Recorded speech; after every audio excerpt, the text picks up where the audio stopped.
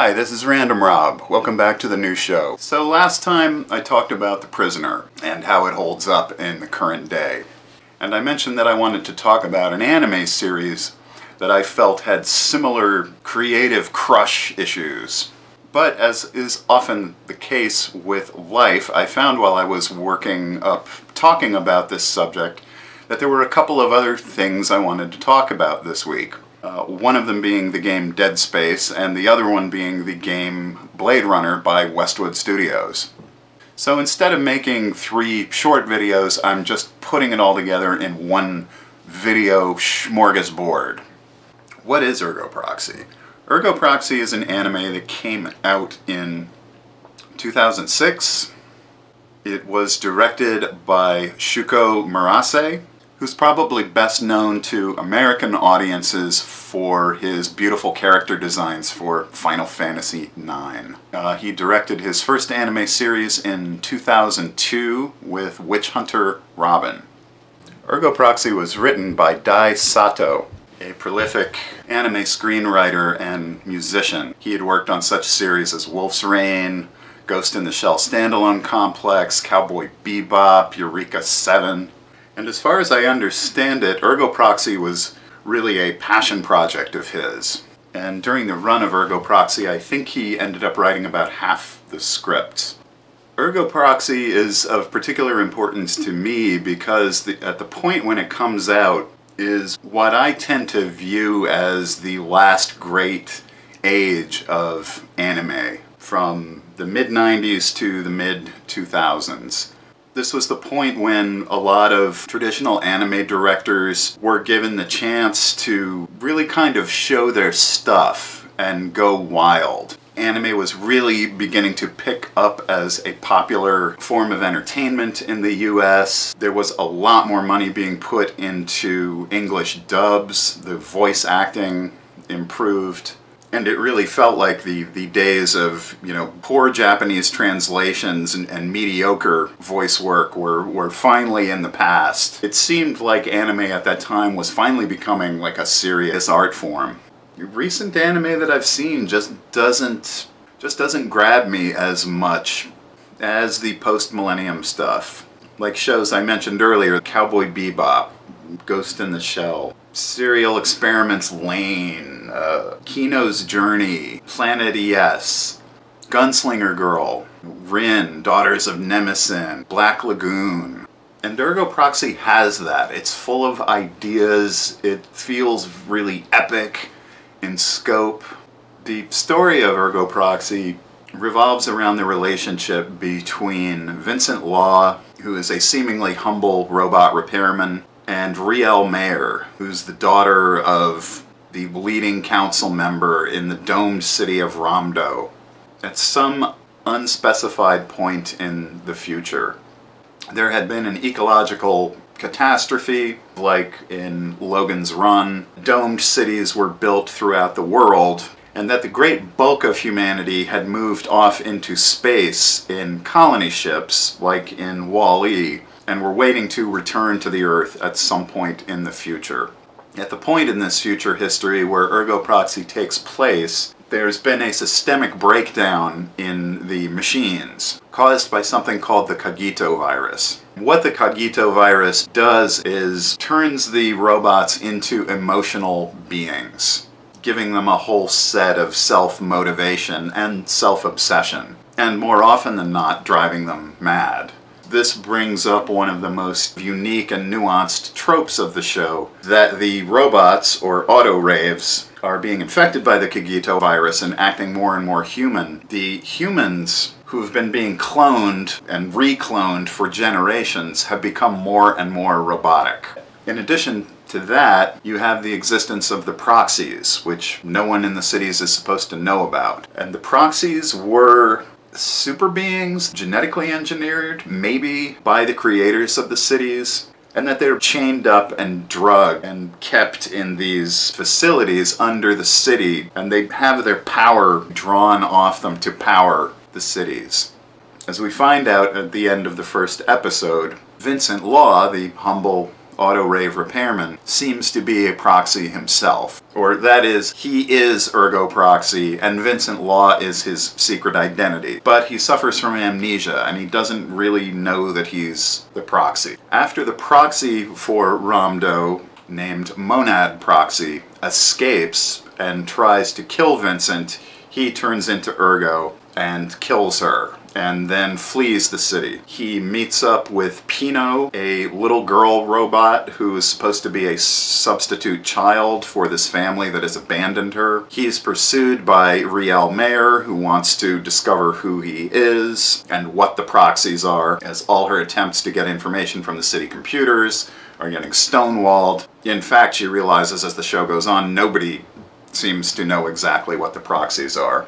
And the bulk of the show takes place outside of Ramdo as Vincent, Riel, and Pino travel across this post-apocalyptic wasteland in this little skiff that flies over the desert. And they travel to the different abandoned domed cities and encounter other proxies and other inhabitants in these invariably broken and decayed social systems that they've created for themselves.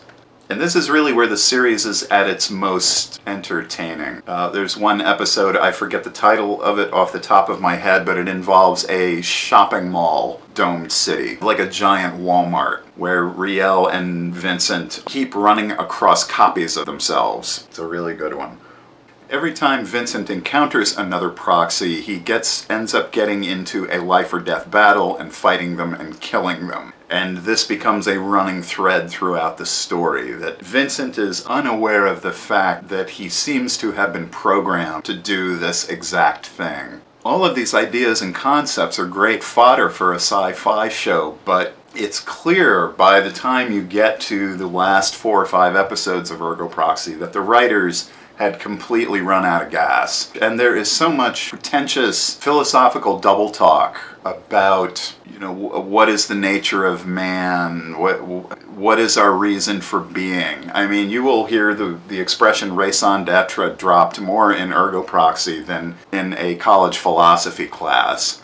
It gets really tedious. Tedious like in The Matrix Reloaded when Keanu Reeves has to talk to the controller of the Matrix, the old man in the white suit in the room with all the TV monitors. It's a lot like that. Very unsatisfying finish.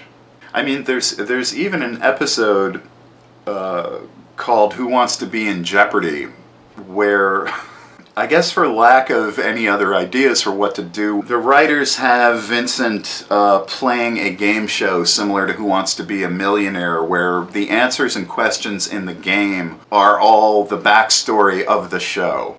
Yeah, it's just kind of a mess by the end. It's not a show where I would say you need to watch the whole thing to understand it, but I will say, not unlike talking about how The Chimes of Big Ben and The Prisoner is still this fantastic single episode of television, the first episode of Ergo Proxy is probably one of the best first episodes of any anime ever done, in terms of the size and scope of the world it sets up, and the sense it gives you of this doomed future. And if you can put up with the double talk, it's a pretty fun watch for about 3/4 of it. Ergo Proxy, another sci-fi show that was too big for its britches.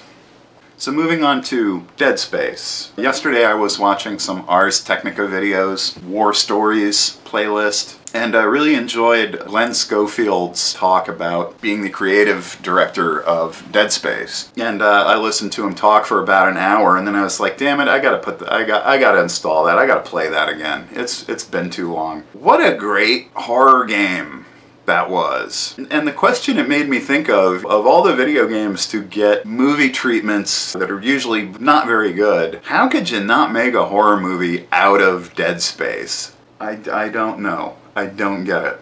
The one thematic concept in that game that I love is the idea that the planet cracking and mining is inherently bad, and the fact that it's led to this object, the marker, being unearthed, which ends up unleashing madness and the necromorphs aboard the USG Ishimura, that it's almost like a curse on the miners for what they've done. And I just love that. I loved the haunted house feel of that game. Vengeful ghosts, vengeful alien spirits.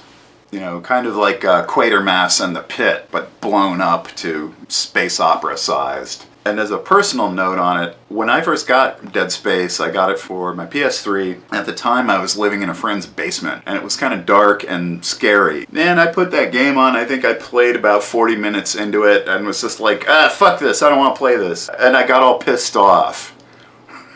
It's like, it's ripping off Alien, it's ripping off The Thing. It's just taking the best parts of these horror movies and sci-fi stories and just sort of throwing them together in a blender. I was like, whatever.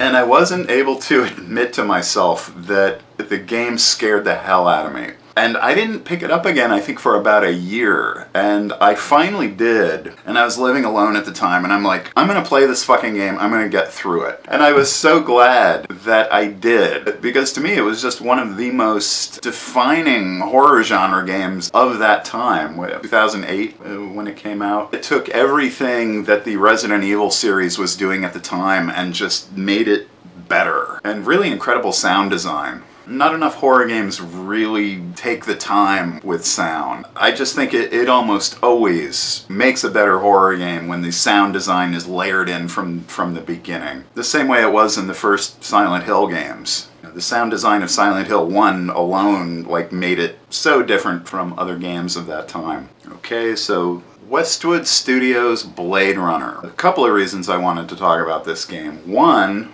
reason is that this is one of the best point-and-click sci-fi adventure games of the mid-90s CD-rom boom. But the problem with it is because all that technology was all done from scratch, it was a game that was very difficult to play on a modern operating system for a long time. And it's not anymore. You can finally buy a copy of Westwood's Blade Runner for $10 or less on good old games. It's patched, it runs, they put so much work into it, it has multiple endings, it expands on the Ridley Scott movie, in my opinion, better than the Ridley Scott movie expanded on the Philip K. Dick book. Just really creative and fun game. If you're a fan of the film and have never played it, now is a really good time. I was also watching a video about the creation of the game by Lewis Castle, who was the director. And he said one thing in the interview, it was near the end of it, where he was talking about how they wanted to portray the replicants in the game. And he said something about how, you know, the thing in the movie was that the replicants were more human than human. They were more humane. And I was like, huh? More humane? I mean, with the finger breaking and the eye gouging and the casual murders of multiple people throughout the film. Yeah, no, Lewis, I wouldn't say the replicants in Blade Runner were more humane. They were childlike, but still pretty brutal. And then he said, and this is what really drives me crazy, he said, yeah, that's the idea that Dick was playing with. You know, these robots, these replicants having empathy. And whenever I hear someone talk about Do Androids Dream of Electric Sheep, that it is a book about robots having feelings, has anyone read this fucking book? Do Androids Dream of Electric Sheep? I'm just going to put this to rest for now. And if you haven't read Do Androids Dream of Electric Sheep, listen to me, because I have. I'm telling you, Do Androids Dream of Electric Sheep is not about robots having feelings. It is about the reflex of human beings to humanize and assign qualities of empathy to things that do not have human characteristics or empathy. It's about the emotional fault of human beings, to assign our own qualities, our own mental and emotional qualities, to inanimate objects and dolls and things, even to the point of empathizing or assigning human qualities to God, which is the bigger idea of the book that the film doesn't touch. Anyway, I just thought that was funny. It irritates me. It's not what he said. Alright, well that wraps it up for this time. I hope you've enjoyed this little impromptu mess of stuff. If you enjoyed this video, please hit like and subscribe, and feel free to comment in the comment section below. And consider becoming a patron of the new show. Not sure exactly what my schedule is for next week, but I think I'm going to talk about some games. So, that's all for now. This is Random Rob. Thanks for watching, and I'll see you next time. Bye-bye.